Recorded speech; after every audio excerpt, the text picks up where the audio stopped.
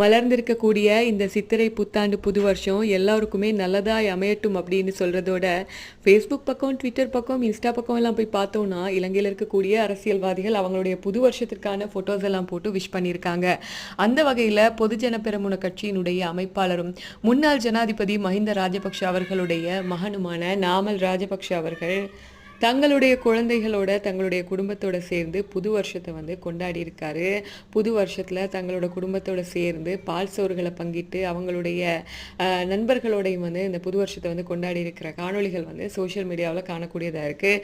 இது போன்று இலங்கையில் இருக்கக்கூடிய அரசியல் தலைமைகள், அரசியல் புள்ளிகள் எப்படி நியூ இயர் கொண்டாடினாங்க அப்படிங்கிறத தெரிஞ்சுக்கிறதுக்காக நீங்கள் சிஜிசி டாக் ஷோப்பை சப்ஸ்கிரைப் பண்ணி வச்சுக்கோங்க.